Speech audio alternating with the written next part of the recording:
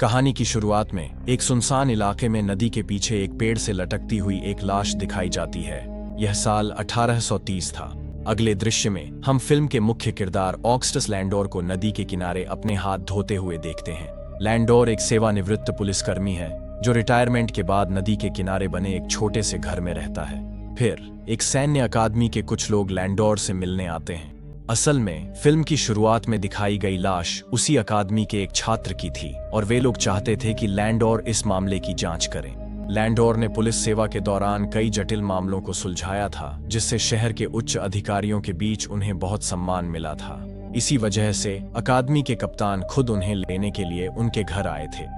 अकादमी के कार्यालय पहुंचने के बाद कप्तान लैंडोर की तारीफ करते हैं और कहते हैं कि खुद गवर्नर ने इस मामले को सुलझाने के लिए लैंडोर को बुलाने का फैसला किया है। हालांकि लैंडोर एक बहुत ही सफल पुलिस वाले थे, लेकिन पिछले कुछ वर्षों में उन्हें अपनी निजी जिंदगी में दुखों का पहाड़ झेलना पड़ा था।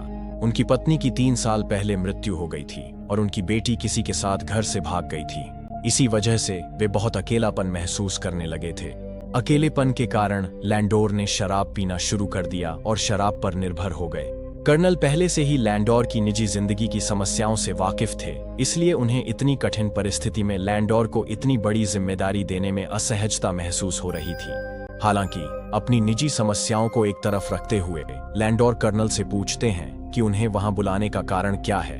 कर्नल उन्हें बताते हैं कि अकादमी के एक छात्र, जिसका नाम फ्राई था, ने पिछली रात आत्महत्या कर ली थी। लेकिन यही बात कर्नल और कप्तान को परेशान नहीं कर रही थी।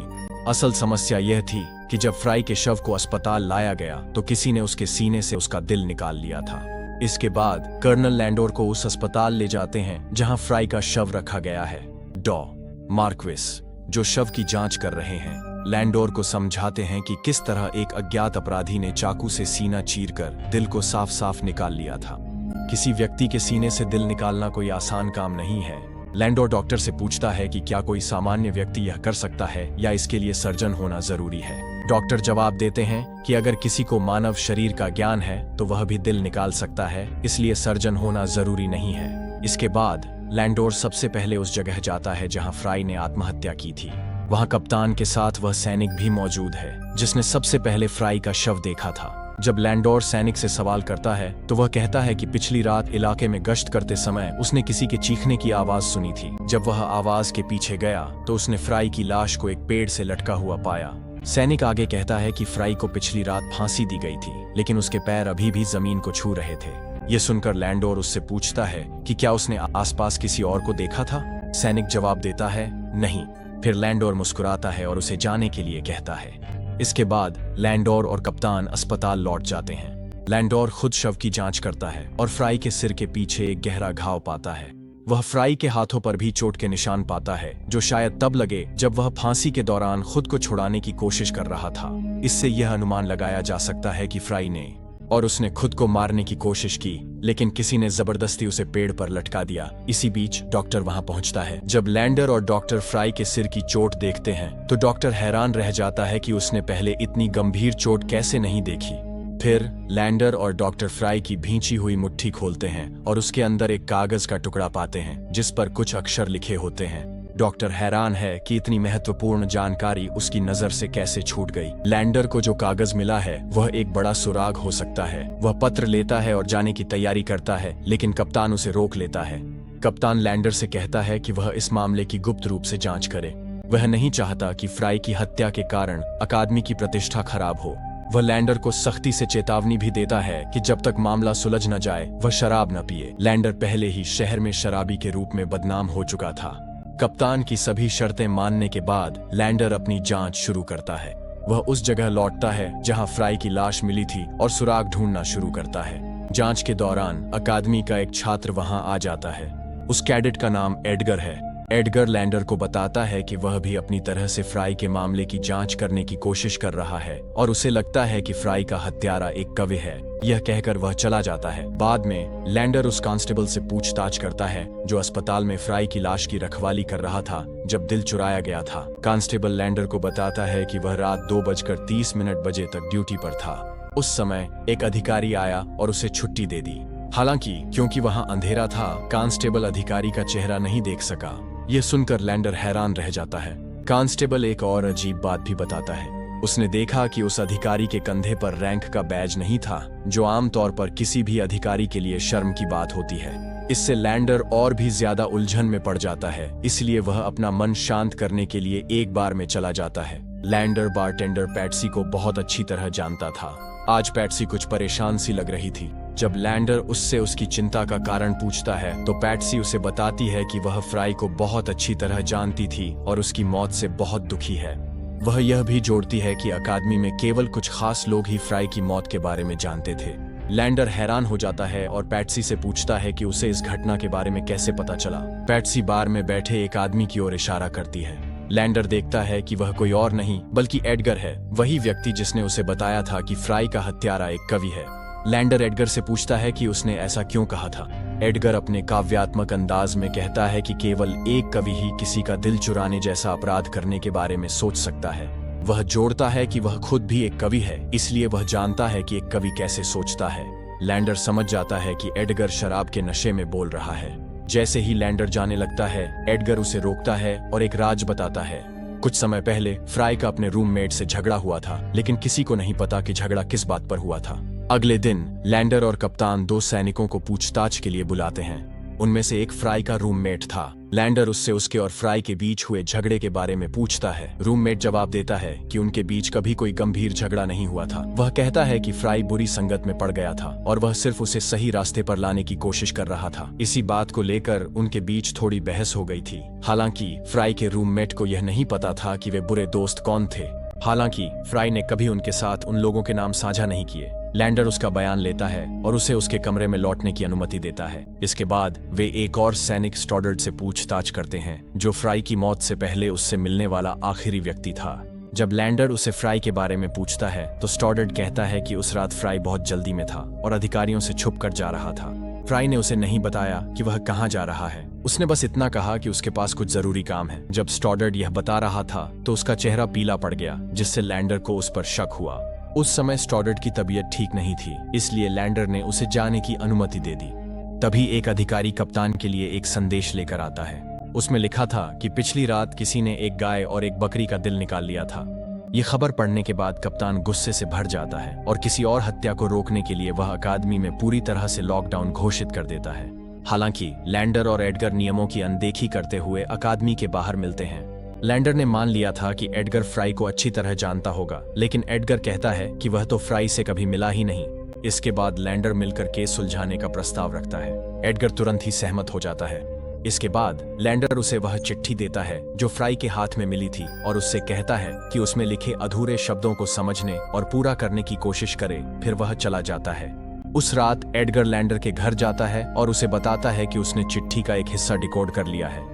चिट्ठी के अनुसार हत्यारे ने खुद ही वह चिट्ठी लिखी थी और फ्राई को किसी जरूरी काम का बहाना बनाकर उस जगह बुलाया था जहां उसकी हत्या होनी थी। इसका साफ मतलब था कि फ्राई हत्यारे को अच्छी तरह जानता था। इसी वजह से वह बिना झिझक मिलने के लिए तैयार हो गया था। लैंडर एडगर की सूझबूझ से बहुत प्रभावित होता है, लेकिन चिट्ठी में अभी भी कुछ हिस्से अधूरे थे। इसलिए लैंडर और एडगर मिलकर उन्हें डिकोड करने की कोशिश करते हैं। काफी देर तक कोशिश करने के बाद वे इस नतीजे पर पहुंचते हैं कि चिट्ठी भेजने वाला शायद कोई महिला थी। उनका मानना है कि कोई युवा लड़का इतनी देर रात अकेडमी छोड़कर सिर्फ किसी महिला के लिए ही जाएगा। एडगर लैंडर से कहता है कि अगर हत्यारा एक महिला है तो शायद उसने उसे पहले देखा होगा। इसके बाद एडगर अपने जीवन का एक राज लैंडर के साथ साझा करता है। वह कहता है कि उसकी माँ की मृत्यु 20 साल पहले हो गई थी, लेकिन उनकी आत्मा आज भी उससे बात करती है। वह हर रात उसे कविताएं सुनाती हैं, जिन्हें एडगर अपनी डायरी में लिखता है। एक सुबह उसने एक दुखी लड़की के बारे में कविता लिखी जिसने कोई अपराध किया था। उसी सुबह एडगर ने अपनी खिड़की के बाहर एक लड़की को देखा जो बिल्कुल वैसी ही दिखती थी जैसी उसने कविता में वर्णित की थी। इसी वजह से एडगर को लगा कि वह लड़की ही हत्यारी हो सकती है। वह कहता है कि उसने उस लड़की को सिर्फ एक बार ही देखा था। हालांकि यह सब लैंडर को अविश्वसनीय लगता है और वह सोचने लगता है कि एडगर पागल है। उसी रात बाद में जब लैंडर बारटेंडर पैट्सी की बाहों में होता है तो वह उससे एडगर के बारे में पूछता है। पैट्सी उसे बताती है कि एडगर एक अच्छा लड़का है और इस दुनिया में उसका कोई नहीं है, इसीलिए वह हर चीज में अपनी माँ की मौजूदगी महसूस करता है ताकि उसे लगे कि वह अब भी उसके साथ है। यह सुनकर लैंडर को एडगर के लिए बहुत दुख होता है, क्योंकि वह समझता है कि दुनिया में अकेला होना कैसा लगता है। अगले दिन जब लैंडर अस्पताल में कुछ जांच कर रहा होता है तो उसके दिमाग में एक विचार आता है। कोई किसी और का दिल अपने पास क्यों रखना चाहेगा? गहराई से सोचने के बाद लैंडर मानने लगता है कि यह हत्या काले जादू से जुड़ी हो सकती है। वह एडगर को एक पत्र लिखता है जिसमें उससे एक पुराने सुनसान घर। संयोग से लैंडर को उस घर में काले जादू के सबूत और एक शैतानी चिन्ह मिलता है। जब तक एडगर वहां पहुंचता है, लैंडर को पता चल जाता है कि हत्यारा लोगों और जानवरों के दिल काले जादू के अनुष्ठानों के लिए निकाल रहा था। ये जानने के बाद लैंडर और एडगर तुरंत अपने एक दोस्त के पास जाते हैं जिसे काले जादू के बारे में बहुत जानकारी है। लैंडर का दोस्त उसे किताबों की अलमारी से एक किताब निकालने के लिए कहता है। वह किताब एक प्रसिद्ध चुड़ैल शिकारी द्वारा लिखी गई थी। किताब में लिखा था कि शैतान को प्रसन्न करने के लिए एक अनुष्ठान है जिसमें फांसी पर लटके हुए आदमी का दिल शैतान को चढ़ाया जाता है। इसके साथ ही दोस्त लैंडर को बताता है कि कई साल पहले हेनरी लेक्लर्क नाम का एक प्रसिद्ध चुड़ैल शिकारी था जिसने लगभग 700 चुड़ैलों को मार डाला था। उसने एक और किताब लिखी थी जिसमें उसने अमर बनने का एक अनुष्ठान बताया था। हालांकि अब किसी को नहीं पता कि वह किताब कहाँ है। इसके बाद लैंडर एडगर से कहता है कि वह जाकर सैनिकों से दोस्ती करे और पता लगाने की कोशिश करे कि उनमें से कौन काले जादू के बारे में जानता है। एडगर ठीक वैसा ही करता है। वह सैनिकों के एक समूह से दोस्ती कर लेता है और उसे पता चलता है कि डॉक्टर का बेटा आर्टेमस काले जादू के बारे में जानता है। किसी बहाने से एडगर आर्टेमस से मिलता है और उससे दोस्ती कर लेता है। एक दिन आर्टेमस एडगर को एक पार्टी में बुलाता है। एडगर ये सब कुछ लैंडर को भी बता देता है। इसके बाद लैंडर और एडगर मिलकर आर्टेमस की जांच पड़ताल शुरू कर देते हैं। उस रात एडगर आर्टेमस की पार्टी में जाता है जहां आर्टेमस के कुछ दोस्त भी मौजूद होते हैं। एडगर उन्हें रंगीन कविताएं सुनाकर उनसे दोस्ती कर लेता है। बातचीत के दौरान एडगर को पता चलता है कि आर्टेमस और उसका दोस्त बेलिंगर दोनों फ्राई को बहुत अच्छी तरह जानते थे। उसे यह भी पता चलता है कि फ्राई आर्टेमस की बहन से प्यार करता था, लेकिन उसने प्यार में उसे धोखा दे दिया था। दूसरी ओर जब लैंडर सो रहा था तो उसने किसी के रोने की आवाज सुनी। जब वह पास गया तो उसने देखा कि उसकी अपनी बेटी वहां रो रही है। वह बहुत जोर जोर से रो रही थी, लेकिन अगले ही पल वह गायब हो गई। लैंडर बहुत परेशान हो जाता है और अपनी बेटी को याद करके रोने लगता है। अपनी बेटी से जुदाई के बाद लैंडर के लिए ऐसे भावनात्मक हादसे आम हो गए थे। अगली सुबह फ्राई के अंतिम संस्कार के दौरान फ्राई की मां लैंडर के पास आती हैं और उसे फ्राई की डायरी देती हैं, इस उम्मीद में कि यह जांच में मदद करेगी। डायरी के अंदर सब कुछ एक गुप्त कोड में लिखा हुआ था। उसमें क्या लिखा है यह समझना आसान काम नहीं था, लेकिन लैंडर उसे डिकोड करने की कोशिश शुरू कर देता है। इसी बीच एडगर की आर्टेमस की बहन लिया से दोस्ती हो जाती है, वही लड़की जिसे उसने उस सुबह अपनी खिड़की के बाहर देखा था जब वह अपनी मां द्वारा बताए गए कविता को लिख रहा था। एडगर लिया को एक सुनसान जगह पर मिलने के लिए बुलाता है ताकि वह उसकी जांच कर सके, लेकिन लिया की खूबसूरती और मासूमियत देखकर एडगर खुद ही उससे प्यार कर बैठता है। अचानक लिया को मिर्गी का दौरा पड़ने लगता है। वह जमीन पर गिर जाती है और दर्द से तड़पने लगती है। यह देखकर एडगर बहुत डर जाता है। हालांकि थोड़ी ही देर बाद लिया खुद ही ठीक हो जाती है। इसी समय काफी कोशिशों के बाद लैंडर आखिरकार फ्राई की डायरी में लिखे शब्दों को डिकोड करने में सफल हो जाता है। उस रात जब एडगर अकादमी से लौट रहा होता है तो उसे अपने आसपास किसी की मौजूदगी का एहसास होता है, लेकिन जब वह इधर उधर देखता है तो उसे कोई नजर नहीं आता। अचानक बेलिंगर एडगर पर हमला करता है और उसे लिया से दूर रहने की धमकी देता है। असल में वह बेलिंगर भी लिया से प्यार करता था और उसे यह पसंद नहीं था कि एडगर उसके करीब आ रहा है। ठीक उसी समय लैंडर आता है और बेलिंगर की पिटाई करता है, जिससे वह वहां से चला जाता है। एडगर बहुत गुस्सा हो जाता है और लैंडर से कहता है कि अगर बेलिंगर फिर से उसके और लिया के बीच आया तो वह उसे मार डालेगा। लैंडर किसी तरह एडगर को शांत करता है और उसे सब कुछ समझाता है। अगली सुबह लैंडर को कप्तान से पता चलता है कि बेलिंगर गायब हो गया है। यह सुनकर लैंडर हैरान रह जाता है। वह कप्तान और बाकी सैनिकों के साथ बेलिंगर की तलाश में निकलता है। थोड़ी ही तलाश के बाद वे बेलिंगर को फांसी पर लटका हुआ पाते हैं, ठीक वैसे ही जैसे फ्राई को पाया गया था। उसका दिल भी उसके सीने से निकाला गया था। जब उसकी लाश अस्पताल लाई जाती है तो डॉक्टर मार्क्विस कर्नल और कप्तान को बताते हैं कि बेलिंगर का हत्यारा कोई और है, क्योंकि बेलिंगर और फ्राई के सीने के घाव पूरी तरह अलग हैं। सबसे बड़ा फर्क यह था कि इस नए हत्यारे ने बेलिंगर को नपुंसक भी बना दिया था। यह सुनकर कर्नल गुस्से में आ जाता है और लैंडर की क्षमताओं पर सवाल उठाने लगता है। वह लैंडर को डांटता है, कहता है कि इतनी कोशिशों के बाद भी लैंडर कोई ठोस सबूत नहीं ढूंढ पाया है। इसी बीच कप्तान लैंडर से कहता है कि अब उसे पूरी तरह एडगर पर शक है। कप्तान कहता है कि पिछले दिन रात के खाने के दौरान एडगर खुलेआम सैनिकों को अपनी बेलिंगर से हुई लड़ाई के बारे में बता रहा था और उसने सबके सामने बेलिंगर को मारने की धमकी भी दी थी। लैंडर एडगर का बचाव करता है, कहता है कि वह एक अच्छा लड़का है, उसने ये बातें गुस्से में कही होंगी, लेकिन वह किसी को मार नहीं सकता। फिर कप्तान लैंडर को कुछ चौंकाने वाली बात बताता है। वह कहता है कि पिछले गर्मियों में एडगर की फ्राई से भी लड़ाई हो गई थी। कर्नल जोड़ता है कि वह एडगर को बहुत पहले ही गिरफ्तार कर लेता, लेकिन उसके खिलाफ कोई ठोस सबूत नहीं है। एडगर के बारे में यह सच सुनकर लैंडर हैरान रह जाता है। एक बार लैंडर ने एडगर से फ्राई के बारे में पूछा था, लेकिन एडगर ने साफ साफ कहा था कि वह फ्राई को नहीं जानता। अब लैंडर सीधे एडगर के पास जाता है ताकि अपने मन में उठ रहे सवालों के जवाब पूछ सके। वह उसे गुस्से में डांटता है और उससे सच उगलवाने की कोशिश करता है। अपना बचाव करते हुए एडगर कहता है कि जब से वह अकादमी में आया है तब से उसकी दर्जनों लड़कों से लड़ाइयां हुई हैं, क्योंकि बहुत से लोग उसके चेहरे या व्यक्तित्व का मजाक उड़ाते थे, लेकिन उसने कभी भी अपने दिल में बदले की भावना को पनपने नहीं दिया। एडगर की बातें सुनकर लैंडर भी संतुष्ट हो जाता है और मान लेता है कि एडगर निर्दोष है। उसी दिन बाद में डॉक्टर मार्क्विस अपने घर पर बेलिंगर की मौत का शोक मनाने के लिए एक डिनर का आयोजन करते हैं। वह लैंडर और एडगर दोनों को आमंत्रित करते हैं। सभी लोग डिनर कर रहे होते हैं, तभी अचानक आर्टेमस अपने शिष्टाचार भूल जाता है और लैंडर से रूखेपन से बात करने लगता है। असल में उसे शक है कि लैंडर ने चुपके से उसका कमरा तलाशी लिया था। इसी वजह से वह लगातार लैंडर का अपमान करता रहता है। ये व्यवहार देखकर आर्टेमस की माँ उस पर गुस्सा हो जाती हैं और डिनर टेबल छोड़ देती हैं। उनके ठीक बाद लिया भी उठकर चली जाती है। हालांकि डॉक्टर अपने परिवार के रूखे व्यवहार के लिए लैंडर से माफी मांगते हैं और माहौल हल्का करने के लिए उसके लिए एक ड्रिंक बनाने की पेशकश करते हैं। जब डॉक्टर ड्रिंक तैयार कर रहे होते हैं, लैंडर उनकी शेल्फ पर एक जादू की किताब देखता है। इसे देखकर लैंडर को डॉक्टर पर शक होने लगता है। वह डॉक्टर की जांच करने का फैसला करता है और उससे पूछता है कि क्या उसकी बेटी बीमार है। डॉक्टर उसे बताते हैं कि उसकी बेटी लिया को एक खतरनाक बीमारी है, जिसकी वजह से वह हमेशा डर में जीती है। इस बीमारी की वजह से वह अभी तक शादीशुदा नहीं है। जब वे बात कर रहे होते हैं, आर्टेमस उन्हें लिया की पियानो प्रस्तुति सुनने के लिए बुलाने आता है, लेकिन लैंडर कहता है कि वह ताजी हवा लेना चाहता है और इसी बहाने चुपके से आर्टेमस के कमरे की तलाशी लेने चला जाता है। इसी बीच एडगर सब कुछ भूल जाता है और लिया की पियानो धुन में खो जाता है।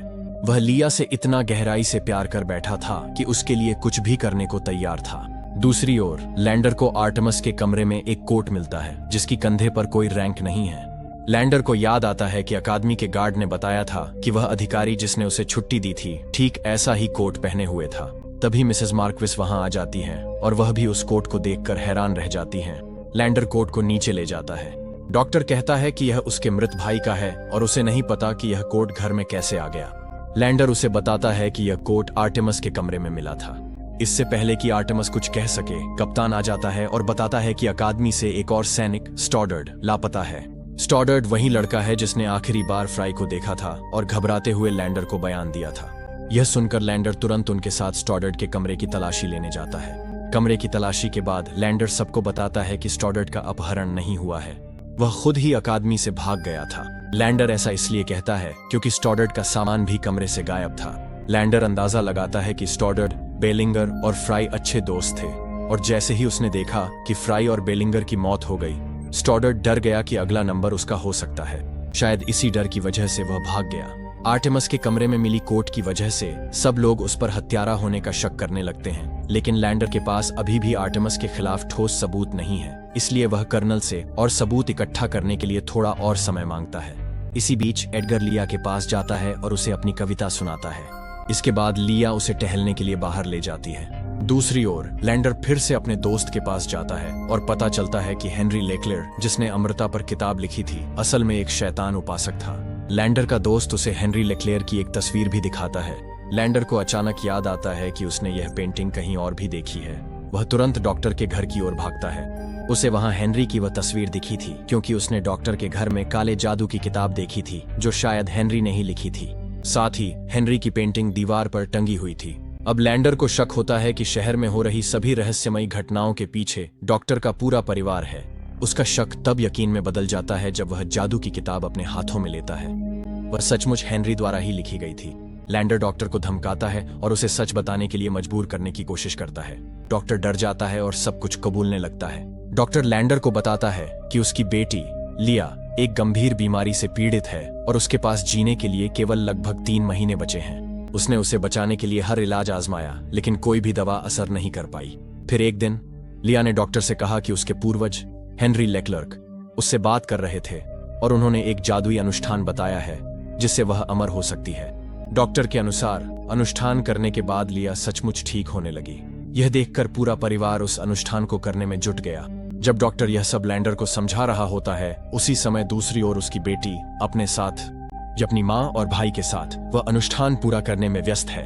लिया ने बेहोश एडगर को एक पुराने घर में ले गई थी और उसका दिल निकालकर शैतान को चढ़ाने ही वाली थी। इस अनुष्ठान में लिया की माँ और उसका भाई पूरी तरह से उसका साथ दे रहे थे। लिया के हाथ में फ्राई का दिल था जिसे उसने शैतान को चढ़ा दिया। इसके बाद उसने एडगर का खून अपनी पेशानी पर लगाया और एक मंत्र पढ़ना शुरू कर दिया। इसी बीच डॉक्टर से पूछताछ करने के बाद लैंडोर को पता चलता है कि लिया और आर्टेमिस एडगर को मारने वाले हैं, इसलिए वह घर की ओर दौड़ने लगता है। दूसरी ओर एडगर ने अपनी आंखें खोल ली थीं, लेकिन वह अभी भी पूरी तरह से होश में नहीं था।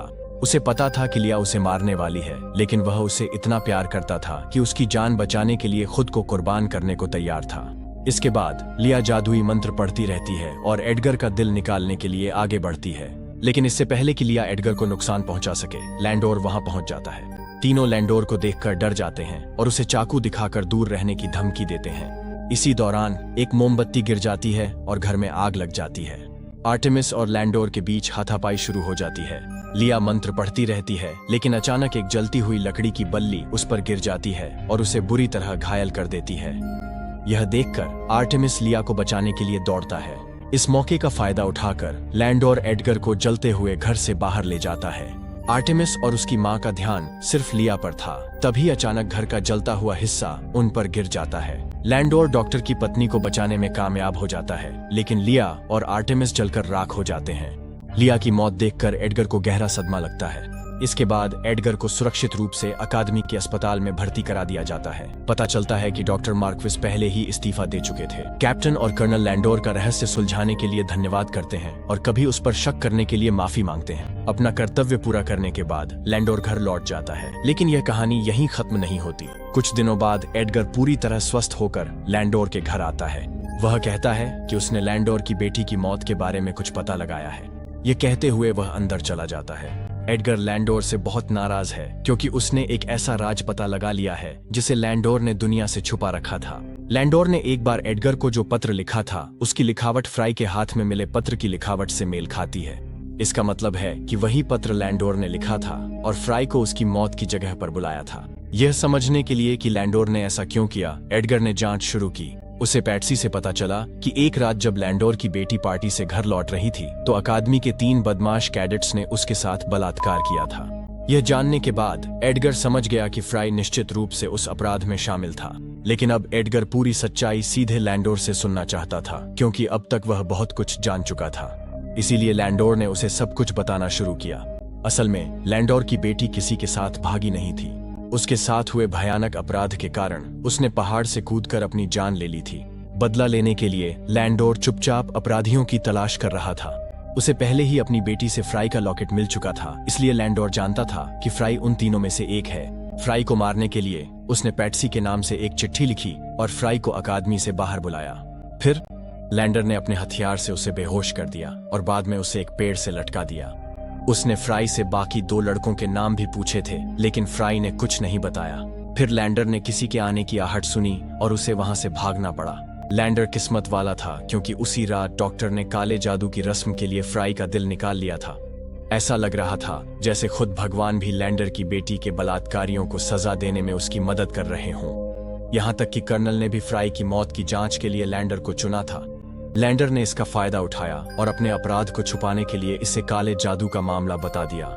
उसने फिर डॉक्टर के परिवार को फंसाने की कोशिश की, जो पहले से ही अंधविश्वास में डूबे हुए थे। पूरे मामले को काले जादू जैसा दिखाने के लिए लैंडर ने खुद ही जानवरों के दिल निकाले थे। फ्राई की डायरी को डिकोड करते हुए लैंडर को दूसरे अपराधी का नाम पता चला, बेलिंगर। इसके बाद उसने बेलिंगर को मार डाला और उसका दिल भी निकाल लिया ताकि यह भी फ्राई की हत्या की तरह एक और काले जादू की रस्म लगे। लैंडर ने बेलिंगर को पीटा और जबरदस्ती उससे तीसरे अपराधी का नाम उगलवाया, स्टॉडर्ड। लेकिन लैंडर के उसे मारने से पहले ही स्टॉडर्ड डर के मारे अकादमी से भाग गया। एडगर लैंडर से पूछता है कि उसने स्टॉडर्ड को सजा क्यों नहीं दी। लैंडर जवाब देता है कि अब उसमें एक और हत्या करने की हिम्मत नहीं बची है। वह बस यही उम्मीद करता है कि स्टॉडर्ड जहां भी हो अपनी बाकी जिंदगी अपराध बोध के साथ जिए। इस तरह लैंडर ने बहुत चालाकी से बदला लिया और पूरी सैन्य अकादमी को मूर्ख बनाया, और लैंडर को अपने किए पर कोई पछतावा नहीं था, क्योंकि उसने यह सब अपनी बेटी के लिए किया था। लेकिन एडगर का दिल लेया की मौत से टूट गया था। इसी वजह से वह लैंडर के पत्रों को सबूत के तौर पर कर्नल के पास ले जाता है, लेकिन फिर उसे एहसास होता है कि यह सजा उन राक्षसों के लिए काफी नहीं थी जिन्होंने लैंडर की बेटी के साथ इतना भयानक काम किया था। यह सोचकर एडगर सबूत जला देता है। इन सब के बाद लैंडर के पास अपनी बेटी की यादों के अलावा कुछ भी नहीं बचा था। इसीलिए आखिर में वह अपनी फैमिली से मिलने के लिए पहाड़ की चोटी पर खड़ा होने चला जाता है। दोस्तों, अगर आपको यह वीडियो पसंद आया और आप इसे देखते हुए कहानी में खो गए, तो कृपया हमें सपोर्ट करने के लिए सब्सक्राइब करें, ताकि हम आपके लिए ऐसे और वीडियो लाते रहें। देखने के लिए धन्यवाद।